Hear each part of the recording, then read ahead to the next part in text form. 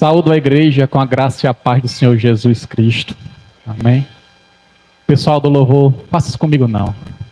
A playlist hoje estava inspirada. Que momento bom, né? Que momento precioso. Só os louvores da antiga lá do meu tempo lá. Glória a Deus por isso. Irmãos, como de costume eu gosto de começar agradecendo. Agradecendo pela oportunidade de estar aqui com os irmãos, pela confiança depositada que está por trás do convite de estar aqui trazendo essa palavra. Eu tenho orado para que o Espírito Santo continue trabalhando na vida dos irmãos e que esse seja um momento em que a palavra seja pregada e seja semeada para vir a dar frutos, conforme a vontade de Deus, certo? Hoje teremos uma reflexão, o verso está lá em Lucas, capítulo 9, verso 23. Lucas, capítulo 9, verso 23. E enquanto os irmãos abrem as Bíblias, para quem não me conhece, eu me chamo Eric. Eu estou residindo em Jucurutu desde o início desse ano, então eu sou um membro bem novo dessa igreja. Tem só alguns meses que eu estou aqui, mas eu trago nesse momento um testemunho de gratidão. Gratidão a essa igreja porque acolheu a mim, a minha família, a minha esposa Camila, meu filho Miguel, que não estão aqui hoje, mas eles também compartilham do mesmo sentimento, o sentimento de que os irmãos têm sido bênção nas nossas vidas e graças a essa igreja, a essa congregação tão linda, a gente tem uma igreja aqui para chamar de nossa também, a minha e a minha família. Então, muito obrigado, irmãos, pelo acolhimento. Vocês têm sido uma bênção para nós. Todo mundo conseguiu abrir? Lucas, capítulo 9, verso 23. Um versículo só, mas um versículo poderoso. Jesus dizia a todos: se alguém quiser acompanhar-me, negue-se a si mesmo, tome diariamente a sua cruz e siga-me. Versículo extremamente conhecido, né? E aí, irmãos, quando o pastor Vitor me fez o convite para estar aqui, o primeiro desafio que tinha era achar um tema. A Bíblia, a palavra do Senhor, tem vários temas, né? Mas eu queria um tema que dissesse respeito, que fosse realmente na direção dos jovens, porque o culto é na direção dos jovens, mas também que fosse uma palavra que tivesse ressonância em toda a congregação. E aí eu escolhi, depois de muito refletir, voltar para onde eu tinha parado. Deixa eu contextualizar. Já tive outras oportunidades em que eu vim à igreja pregar. Foi no culto de doutrina. E quando eu iniciei lá no culto de doutrina, eu comecei a tratar do estudo de um livro chamado Cristianismo Puro e Simples, do C.S. Lewis. Alguns irmãos estavam lá nessas primeiras aulas. E aí eu tratei a parte 1 e 2 desse livro, e seria a hora de tratar a parte 3. E a parte 3 desse livro trata sobre moralidade cristã, que eu acho que é algo que nunca sai de moda a gente debater. Então, para essa noite, a gente vai focar em moralidade cristã, certo? E aí eu queria dividir essa explanação em duas partes. Uma parte um pouco mais teórica e uma parte um pouco mais prática, certo? Então, vamos começar com a parte teórica.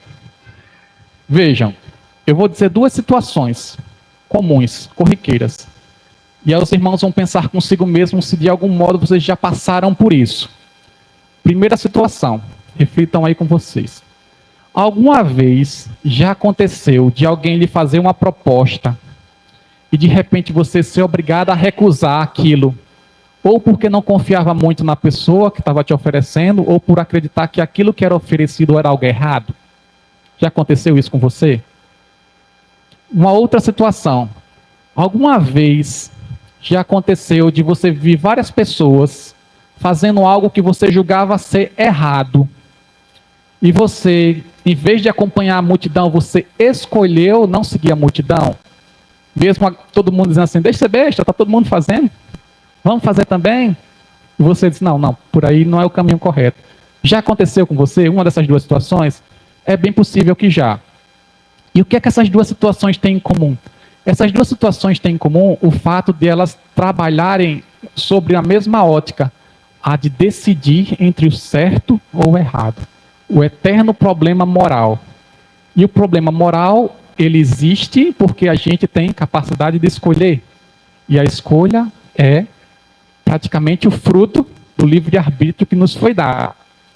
Então, eu queria nessa parte teórica responder 4 questões para servir de base. Óbvio, eu não vou conseguir esgotar o assunto, mas é só para que a gente tenha uma visão geral sobre moralidade. 4 perguntas grandes, bem próprias do tema. Primeira pergunta: por que que a gente decide fazer o certo? Segunda pergunta: em que direção eu devo praticar o que é certo? Terceira pergunta: como eu faço para praticar ou para agir da forma correta? E a quarta pergunta: enquanto cristão, por que eu devo fazer o que é certo? Eita, perguntas são bem abstratas, mas vamos trabalhar elas pontualmente. Com relação à primeira pergunta, por que eu faço o que é certo? Vocês provavelmente responderam afirmativamente, né? Naquelas questões lá que vocês escolheram, falei o certo, né? Amém? Estamos entre irmãos, amém, que fizemos o certo. Mas então, por que que a gente escolheu fazer o que é certo? Porque veja bem, irmãos, se você parar para pensar, às vezes agir corretamente, ele não te traz consequências favoráveis. Às vezes quando você escolhe fazer o certo, às vezes você acaba tendo um prejuízo, digamos assim. As consequências nem sempre são tão boas. E além disso, se você parar para pensar, coisas como riqueza, fama, poder, que são coisas que os homens cobiçam desde os primórdios da humanidade, são coisas que são facilmente adquiridas se você se colocasse na disposição de fazer o que é errado. Concordam comigo? Que fazendo o que é errado, você conseguiria obter essas coisas muito mais rapidamente? Essa conversa é estranha, né? Então, por que a gente não faz o que é errado e escolhe fazer o que é certo? Eu vou te dar 3 motivos. Existem vários, mas 3 apenas para que a gente contextualize. O primeiro motivo de eu escolher fazer o que é certo, é o fato de eu acreditar, nem que seja no meu subconsciente, de que a honestidade é o valor base para que exista uma sociedade. Como assim? Meus irmãos, não existiria sociedade se a gente partisse do pressuposto que todo mundo que está ao nosso lado fosse desonesto. Não é verdade? Então, de certa forma, eu faço o que é certo porque eu espero que meu irmão também faça o que é certo. Você não se relacionaria com a pessoa com quem você não confia. Aliás, se alguém quebra a sua confiança, você passa a ter dificuldade de se relacionar com aquela pessoa. Não é verdade? Então, esse é um dos primeiros motivos pelos quais a gente escolhe fazer o que é certo. O segundo motivo, de ordem um pouco individual, é que eu escolho fazer o que é certo porque, de algum modo, existem consequências se eu fizer algo errado. E as consequências podem me trazer medo de errar. E medo numa perspectiva individual, eu sei que se eu errar, eu posso me sentir culpado, ter remorso.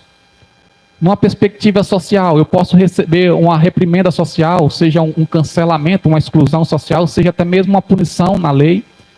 E também, espiritualmente, eu posso pensar que existe uma consequência de fazer errado, que é no sentido de que Deus poderá me castigar por isso. Então, sabendo que as consequências de algo errado é ruim para mim, eu posso pensar que é muito mais lógico fazer o que é certo e me abster de fazer o que é errado.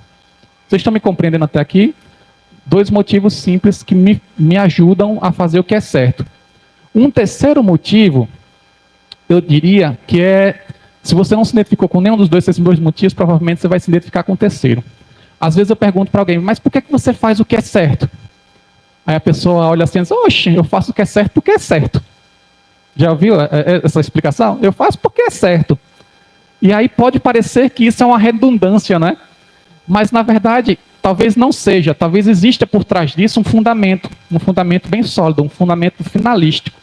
E aí, se a gente lembrar do que a gente viu na parte 1 e 2 do livro do C.S. Lewis, ele vai dizer que provavelmente por trás desse tipo de afirmação existe uma compreensão, uma internalização do seguinte raciocínio. Quando eu vim à Terra, eu vim com uma lei moral que está dentro de mim, que não foi colocada por mim em mim mesmo. Mas essa lei moral, ela me aponta para algo que é bom. E essa lei moral, como não foi colocada em mim por mim mesmo, ela também aponta para o seu Criador, que é Deus. Então, Deus colocou uma lei que aponta para mim a direção do que é bom.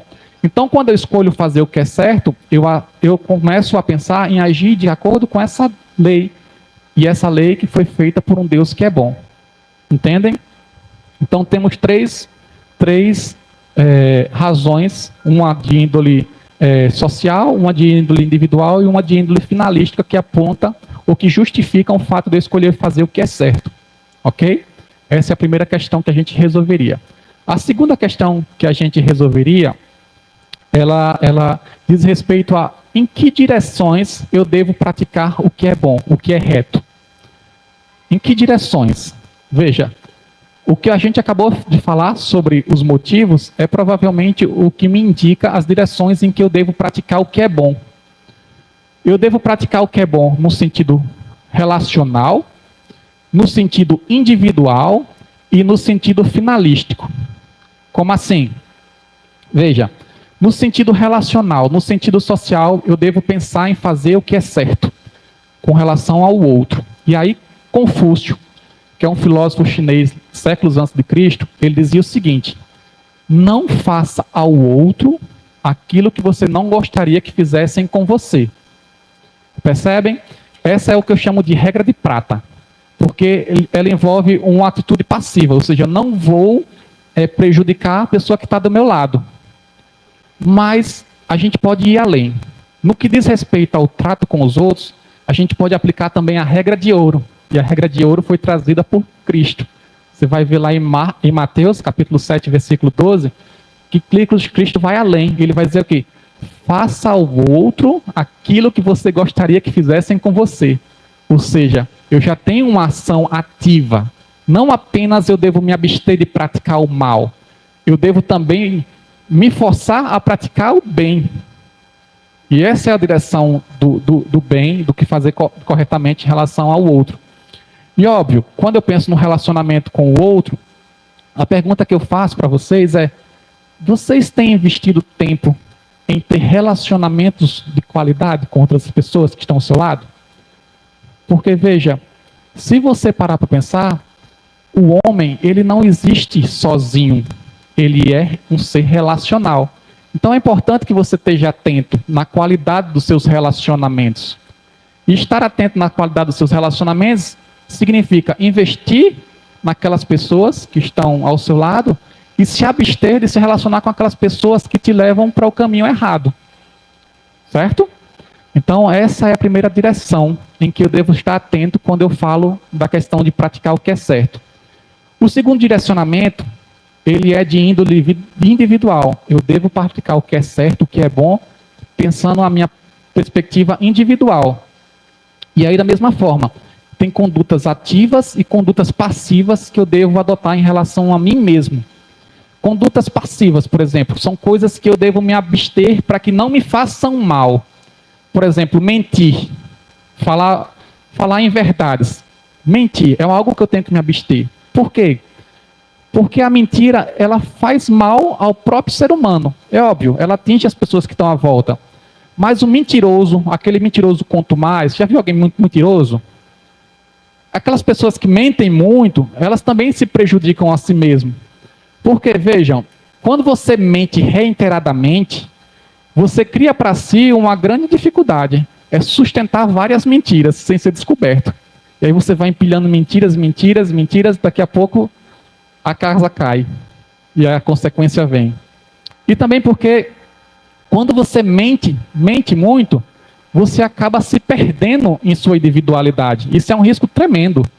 Porque, veja, se eu digo na frente do pastor Vitor Paulo, eu penso isso, aquilo, outro. Mas longe de Vitor Paulo, eu digo que eu penso justamente o contrário que eu falei para ele, em algum momento eu vou ser confrontado. Mas espera aí, em que você acredita? E aí é que vem a grande lacuna, né? O grande problema psicológico, né? Quem sou eu? Então, essas são coisas que eu devo me abster de fazer. Eu devo me abster também de consumir coisas que me fazem mal. E eu falo não só na questão das drogas, eu falo nas questões das coisas que eu consumo no meu dia a dia. E aí, só para contextualizar de coisas que realmente fazem mal e às vezes a gente nem percebe. Até um tempo desse eu estava indo para a academia. Hoje eu optei por Agora eu estou treinando em casa, mas antes eu ia para academia. Aí eu ia às 5 horas da manhã para academia. Aí ficava lá naquele aquecimento, lá na esteira. Aí todo dia era a mesma coisa. Botavam lá num abençoado, no jornal do SBT. Não é falando mal não, mas é falando péssimo. Eu não via, dos dias tudo em que eu estava lá, eu não via uma reportagem favorável. Era só tragédia. Pense no jornal complicado. E tem gente que consome isso diariamente. O jornal era só morte, roubo, prisão e tragédia. Então, observem isso. Essas coisas te fazem mal. Então, se abstenham também disso. É um bem que você faz para você mesmo. Certo? Mas da mesma forma que tem coisas que eu devo me abster, tem coisas que eu devo fazer para que eu também faça bem a mim mesma, a mim mesmo. São coisas que eu devo observar. E aqui eu tenho que chamar a atenção para que existem 3 aspectos da sua vida que você tem que estar atento. Tem um aspecto físico, tem um aspecto mental e tem um aspecto espiritual. Aí aqui é que eu vou puxar a orelha dos irmãos. Em relação a cada uma dessas 3 coisas, há muito que vocês precisam fazer, que eu me incluo nisso, que a gente precisa fazer para que a gente melhore. Por exemplo, no aspecto físico, você tem se alimentado corretamente? Ou você já está na vibe de final de ano já? A balança que lute. Então, a gente sabe que se alimentar corretamente é algo que nos traz saúde. Então, é preciso que a gente cuide disso. Por quê? Porque se você parar para pensar, a única coisa que você tem aqui na Terra, que vai desde o momento que você nasce até o momento que você morre, é o seu corpo. É o seu corpo. Então é preciso que você cuide do seu corpo. Como? Se alimentando corretamente, é um exemplo. Fazendo atividade física. Né? Alguém não está fazendo atividade física? Saiu de casa só para ouvir isso. É importante fazer atividade física, né? E a gente sabe disso. Isso que ajuda a gente a viver mais tempo, né? Se tem uma das poucas coisas que é unanimidade no meio médico, e olha que é difícil ter uma unanimidade, é de que exercício físico faz bem pra gente. Então, é preciso que você se esforce. Mesmo que você não goste, se você quiser cuidar bem de você, é preciso que você se permita.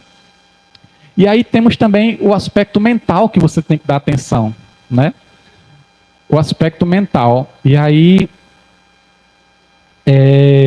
além daquilo que eu falei, que a gente tem que se abster, a gente tem que fazer coisas para o nosso cérebro. Nosso cérebro é uma máquina fantástica. Ele dá conta do nosso funcionamento do corpo todo. Mas ainda, além disso, ele espera que a gente estimule o nosso cérebro. Então é preciso que você tenha a intenção de crescer, se desenvolver como pessoa. Então, minha pergunta para você: qual foi a última vez que você leu um livro? Qual foi a última vez que você tentou aprender alguma coisa nova? Qual foi a última vez que você buscou se desenvolver? Entende? A gente precisa se estimular mentalmente para que a gente consiga se desenvolver. E aí, uma das desculpas que a gente sempre escuta, né? Não, porque eu não gosto de ler. Meu irmão, assim, queria dizer não, mas vou dizer. Leitura é um hábito. Se você praticar esse hábito, é óbvio que em algum momento você vai começar a gostar. Mas ainda que você diga que não tem jeito, que não gosta de nenhum jeito, tudo que mais existe hoje é formas alternativas de aprendizado. Várias formas.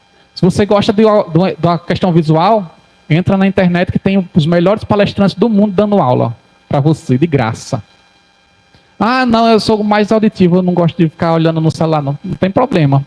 Pastor Vitor Paulo, essa semana mesmo, passou um audiolivro no grupo. Então, existem várias formas de você aprender, né? Mas aí o que acontece? Às vezes a gente não tem tempo. Ou diz que não tem tempo, né? Por quê? Porque às vezes o tempo é gasto da maneira errada. E aí é inevitável a gente falar. Um dos grandes desafios é a gente conseguir dominar as redes sociais. O tempo que a gente gasta nas redes sociais. Não é verdade? Eu estava, por curiosidade, antes de vir para cá, eu botei na internet assim, quanto tempo o brasileiro gasta em média com redes sociais. Meus irmãos, é assustador. a gente está em segundo lugar do ranking mundial, só perde para a África do Sul. A gente gasta, em média, eu acho até que está errado, mas diz lá que a gente gasta em média 9 horas com redes sociais.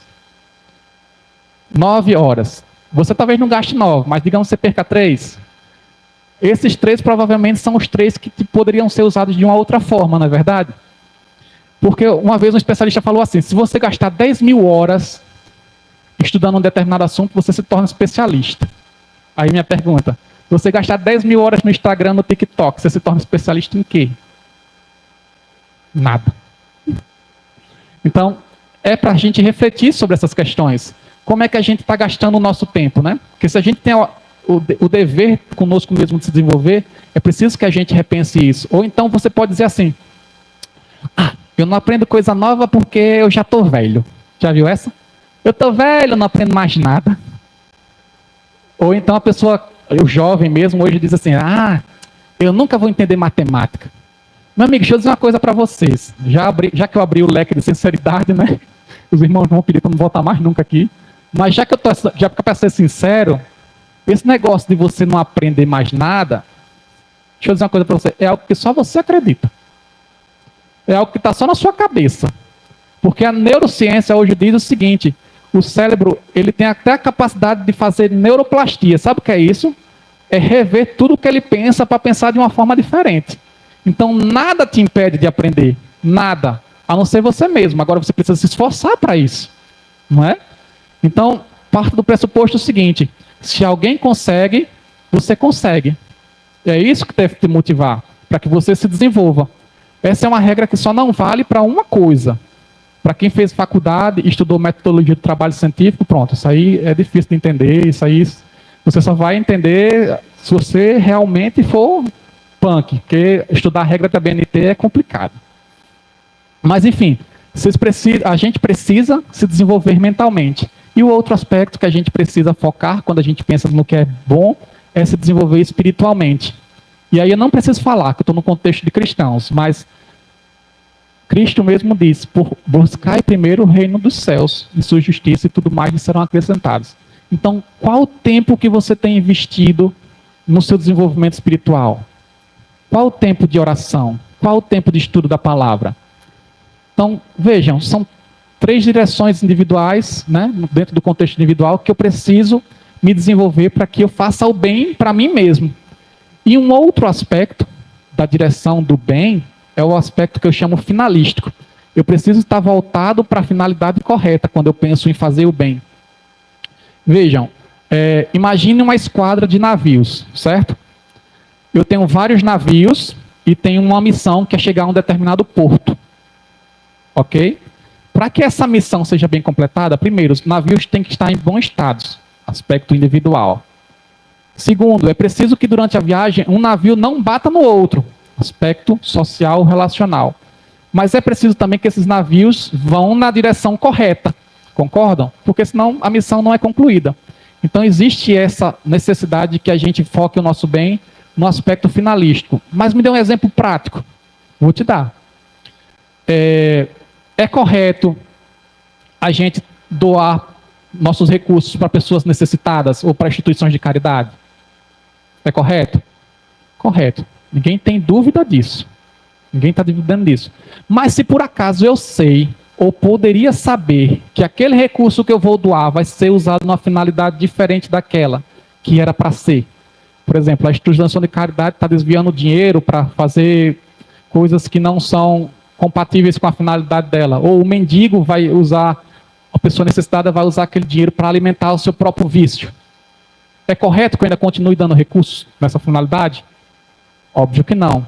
Então são 3 coisas, 3 pontos que eu devo observar quando eu escolho fazer o bem. Ok? E aí a terceira pergunta dessa parte teórica seria como eu faço para fazer o bem, para fazer o que é certo, para fazer o que é reto. E aqui bem rapidamente, com relação a essa temática, um dos pontos que a gente tem como na teologia, como basilares para essa questão, é o estudo das virtudes. Já ouviu falar em virtudes? Negócio antigo, né? Palavra lá do tempo da vovó. Mas virtude nada mais é do que agir em conformidade com o que é bom, com o que é certo, o que é correto. Então é praticando as virtudes que eu consigo fazer o bem. E as virtudes, C.S. Lewis vai falar nesse livro que está servindo de base para essa pregação, que existem 7 virtudes principais. 4 delas são reconhecidas por filósofos e teólogos e 3 delas são só no contexto cristão. Quais seriam essas virtudes? A virtude da prudência ou da sabedoria, ou seja, eu devo pensar antes de agir.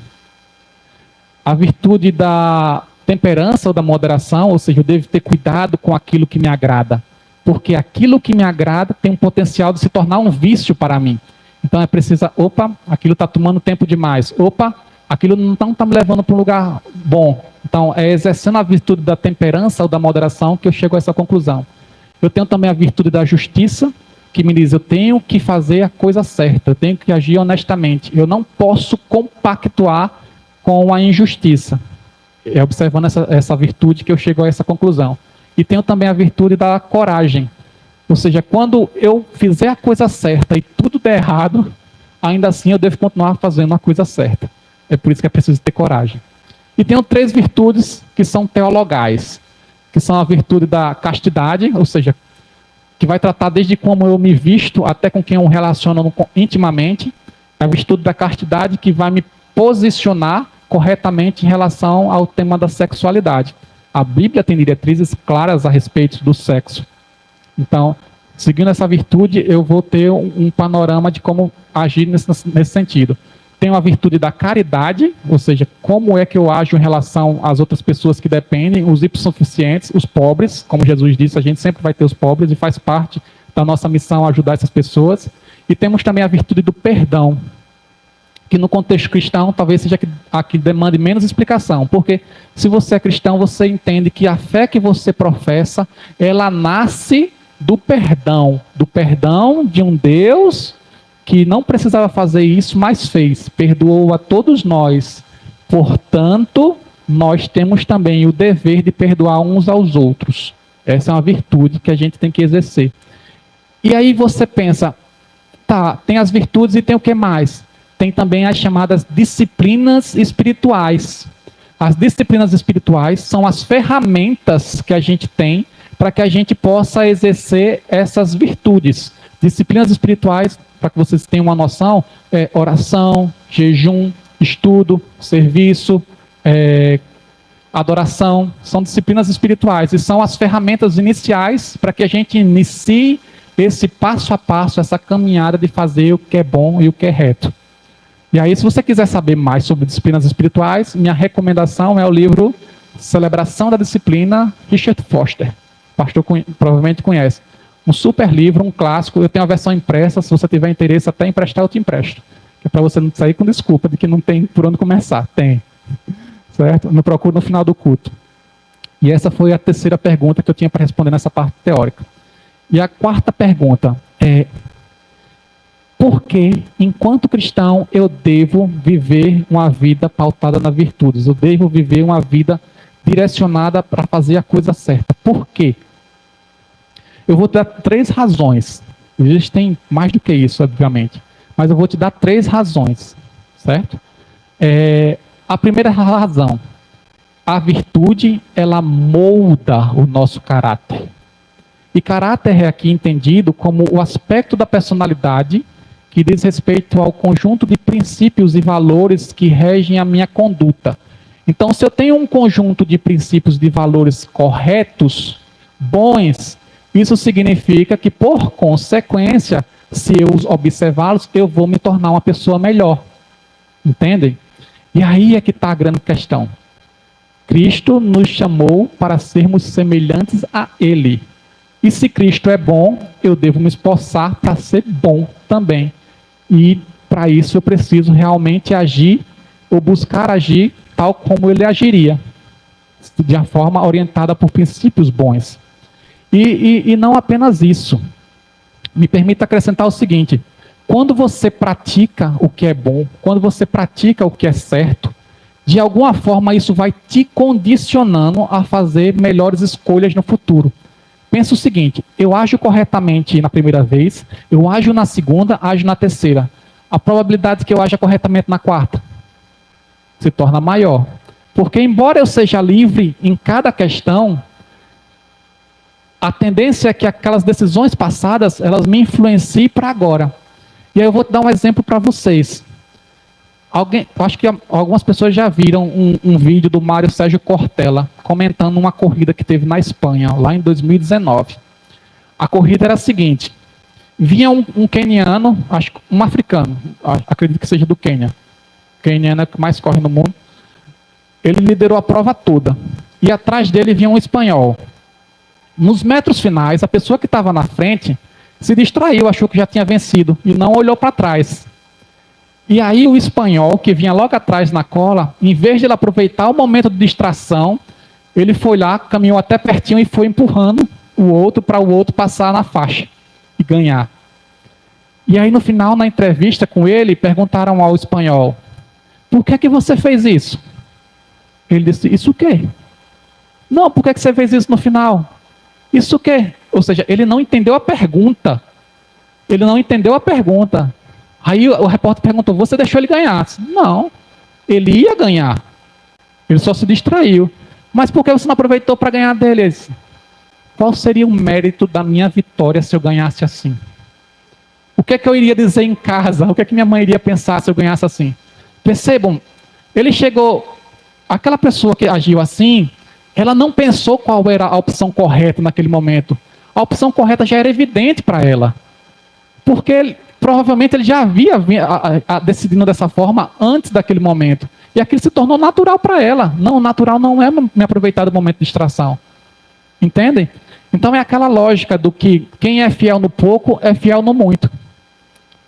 Então se você começar a ser fiel nas pequenas coisas, provavelmente você vai ser fiel no muito. E essa é uma das primeiras razões porque você deve insistir em fazer a coisa certa.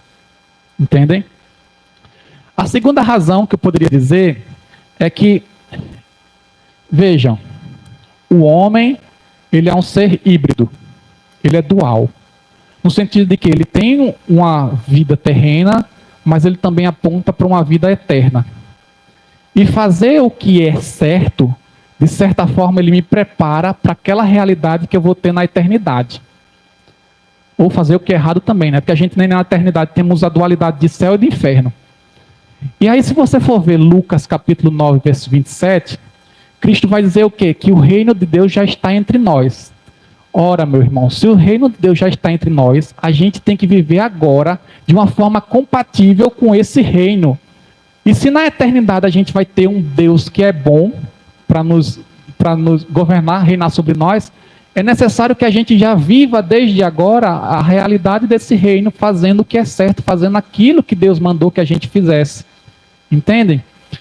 Então é necessário que a gente faça o que é certo, porque essa é uma forma de a gente já experimentar aqui na Terra aquilo que a gente pretende viver na eternidade. E se você agisse de forma contrária a isso, também seria verdade, mas só que o desfecho seria outro. Se você insiste em fazer o que é errado aqui na Terra, provavelmente você vai acabar no inferno. Certo? Esse é o segundo motivo para você fazer o que é certo. O terceiro motivo, e aí é que está, a gente volta para o texto base dessa pregação. Aí você diz assim: você deu essa rodeio todinha para chegar aí? Eu disse: foi. O terceiro motivo diz respeito ao fato de que fazer o que é certo nada mais é do que atender a esse chamado de Cristo que a gente viu no início dessa pregação. Eu não sei o que você entende sobre o que seja esvaziar-se a si mesmo, carregar sua cruz e seguir a Cristo. Eu não sei o que você entende, mas eu vou dizer o que eu entendo. Eu entendo que esvaziar-se é assumir as responsabilidades que me são postas e aceitar as consequências que vierem da escolha que eu faço. E que essa escolha seja na direção do que Cristo determina que eu faço. Então, eu assumo a responsabilidade, ou seja, mesmo que não seja a minha vontade, que seja a vontade dele, eu estou aqui para assumir essa responsabilidade. E mesmo que disso me traga consequências negativas, não importa, eu vou carregar a minha cruz e vou seguir a Cristo. Entende? E aí, esse é o ponto, porque carregar a cruz nem sempre é fácil. Porque fazer o que é certo, como eu disse desde o início, às vezes pode trazer consequências negativas que não serão revertidas aqui na terra. Vamos dizer exemplos? Vamos para a Bíblia. Vamos lá para o Velho Testamento. Vamos pegar José e Daniel, por exemplo, a princípio. José do Egito, o que aconteceu? Os irmãos venderam ele, e ele chegou, depois de algum tempo como escravo, ele conseguiu se desenvolver na casa de Potifar. Aí a mulher de Potifar quis deitar com ele. Ele fez o quê? Disse não. Ele fez uma escolha correta, correto? E qual foi a consequência? Foi para a prisão. Ou seja, uma consequência bastante ruim. No entanto, José viveu tempo suficiente para ver Deus restaurar ele ao posto de homem mais importante do Egito. Ok, bom, ele sofreu, mas foi restaurado, né? Teve uma sorte restaurada. Daniel, por orar, continuar orando, foi jogado na cova dos leões. Deus foi lá e livrou Daniel da boca dos leões. Mas Isaías, profeta de Deus, pregou, profetizou. Qual foi o final de Isaías? Ele foi cortado ao meio por Manassés. Não o nosso Manassés, amigo Manassés, foi o rei Manassés, obviamente, né? E os apóstolos no Novo Testamento? Eu acho que com exceção de João, todos foram martirizados. Que consequência, né? Mas vejam, a gente sabe qual é. É a eternidade com ele. Então, é preciso que a gente seja firme nesse propósito de fazer o que é certo e fazer o que é bom. A gente tem aqui um cenário em que a gente não sofre tanta perseguição quanto na China, quanto na Coreia, né? Mas a gente também tem consequências. Se a gente se posicionar como cristão, como deve ser, vez ou outra a gente vai ter consequências que são negativas. Mas nem por isso, irmão, minha palavra para vocês essa noite, nem por isso desistam de fazer o que é certo. Importa muito mais obedecer a Deus do que aos homens. E se você tem essa consciência, você não deve desistir desse propósito. Entende? Então, essa seria a parte teórica dessa mensagem. Agora vamos para uma parte um pouco mais prática.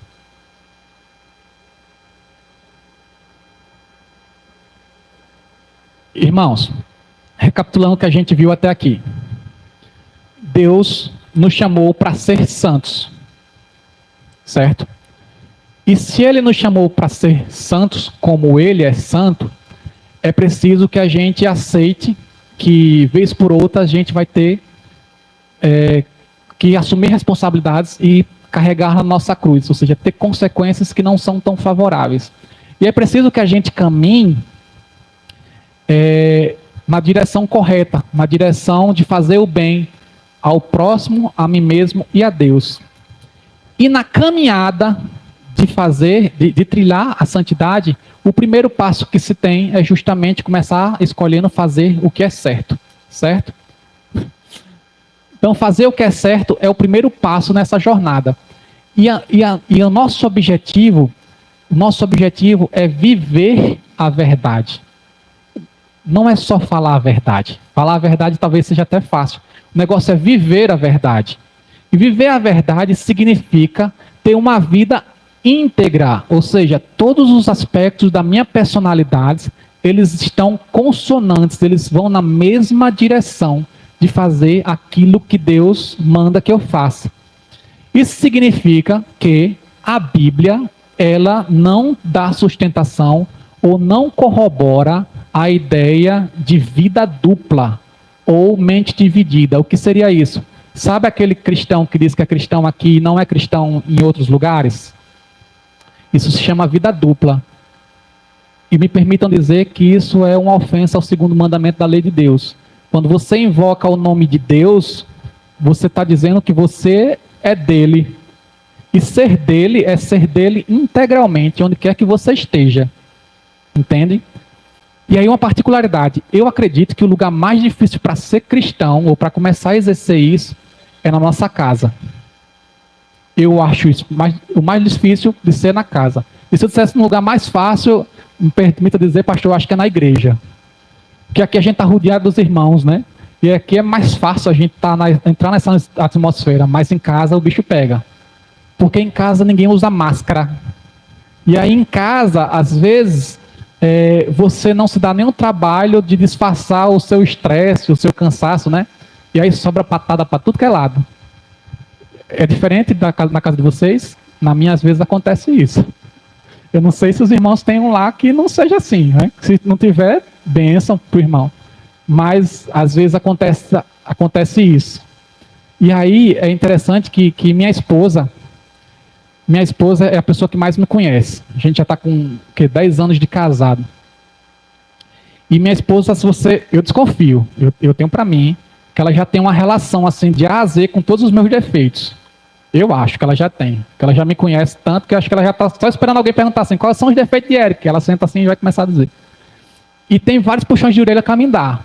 Mas tem um em particular que machuca. É quando ela diz assim, ei, cuidado para não ser em casa uma pessoa pior do que você é lá fora. Ela não diz com essas palavras bonitinhas, não. No calor da briga é outra coisa. Mas isso me machuca, sabe por quê? Porque ela está certa. Eu fico incomodado com isso porque eu sei que ela está certa. Irmãos, a sua melhor versão tem que ser em casa.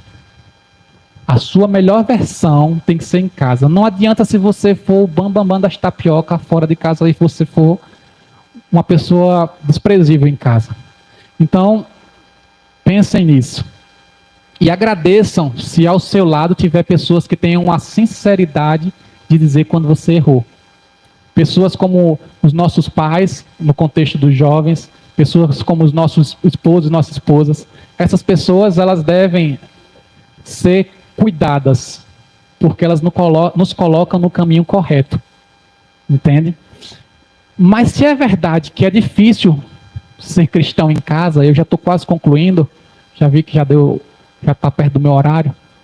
Se é verdade que é difícil ser cristão em casa, eu também diria que em casa é o melhor lugar para aprender as primeiras lições que importam. Meus irmãos, eu lembro da minha mãe, quando eu falo disso. Que minha mãe me ensinou muitas coisas. Mas duas me vêm à mente agora. Uma é que minha mãe me ensinou a falar a verdade, quando eu era criança. Era incrível. Assim, tinha um monte de adultos ao meu lado, alguns mentiam, mas minha mãe ela sempre puxou para si a responsabilidade de dizer assim, eu não minto para vocês. Isso fez muita diferença na minha vida. Porque eu tinha uma pessoa para confiar. Eu tinha uma pessoa de referência. E isso impacta na minha vida hoje. Porque hoje eu tenho muito mais facilidade de confiar nas pessoas. Porque eu sei que eu tive lá atrás alguém que me inspirava a confiança. Então, a gente que é pai, entenda, vale a pena falar a verdade. Para todo mundo, mas em especial para os nossos filhos. Eles nos veem como exemplo. E é importante que a gente insista nisso, porque isso necessariamente, indubitavelmente, nos dará bons frutos. Entendem? E a outra coisa que eu aprendi com minha mãe foi ser honesto. E é engraçado que a honestidade, naquela época, tinha um exemplo clássico. O troco a mais, né? Não é verdade? Naquela época usava-se dinheiro. Uma época bem longínqua. Dinheiro é um negócio de papel, não sei se os irmãos sabem. É um negócio de papel que a gente saca, sabe? Que a gente usa para pagar as contas. Isso é antes do cartão de crédito, do Pix. E aí minha mãe dizia o seguinte, se alguém te der troco a mais, vá lá e devolva. E aí eu me lembro quando era pirralho assim, aprender um pouquinho de matemática, já sabia fazer as contas.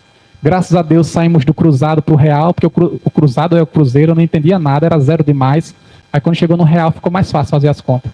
Aí eu ficava ansioso para ter uma oportunidade de mostrar que eu aprendi a ser honesto. Aí acontecia, né? Às vezes a mulher da farmácia me dava passava um troco errado. Aí eu contava isso, moça, tá aqui tá errado o troco. Aí eu devolvia o troco. Aí chegava todo pimpão para minha mãe. Mãe, Dona Maria me passou o troco errado. Aí minha mãe falava assim, e o que é que você fez? Aí eu devolvi. Aí minha mãe dizia, muito bem, mas tem um negócio. Não fez mais do que sua obrigação. A sua mãe também dizia isso, não era? E assim, naquela época, esse não fez mais do que minha obrigação, me frustrava um pouquinho, né? Mas hoje em dia, pensando, eu acho que minha mãe estava certa. No final das contas, fazer o que é certo não faz mais do que nossa obrigação. A gente está aqui falando entre cristãos, mas para qualquer ser humano, fazer a coisa certa não faz mais do que obrigação. Eu acho até, e aqui é uma questão bem particular minha, eu acho até que a gente também deveria dizer um pouco para os nossos filhos, não faz mais que isso obrigação. Porque senão a gente vai criar uma geração de pessoas que são viciadas em ter recompensas, nem que sejam elogios, né? E na verdade, como eu bem falei, nem sempre quando você faz alguma coisa correta, você vai ter uma recompensa imediata. Tem coisas que você vai fazer que vai ser por sua obrigação mesmo. E nem por isso a gente deve deixar de fazer. Certo, irmãos? Então, assim, para concluir, vejam, irmãos, a gente está no mesmo barco. Somos imperfeitos, mas temos um propósito comum. O propósito comum de fazer a vontade de Deus. E fazer a vontade de Deus significa que a gente deve fazer ou buscar fazer o que é certo. Independentemente de isso ser de acordo com nossa vontade, independentemente das consequências que virão até nós. Então, eu não sei se você está nesse contexto assim de ter que assumir uma responsabilidade que você sabe que é correta e está meio vacilante. Eu não sei se você já fez essa escolha e agora está no contexto de enfrentar consequências desfavoráveis da escolha que você fez. Mas o fato é, persista. Faça o que é certo. Cumpra a vontade de Deus na terra. Porque aquele que disse para a gente fazer isso, ele é fiel e justo e na eternidade nos dará a recompensa merecida, conforme a vontade dele. Então que Deus nos abençoe, que Deus nos guarde, que Deus nos ajude.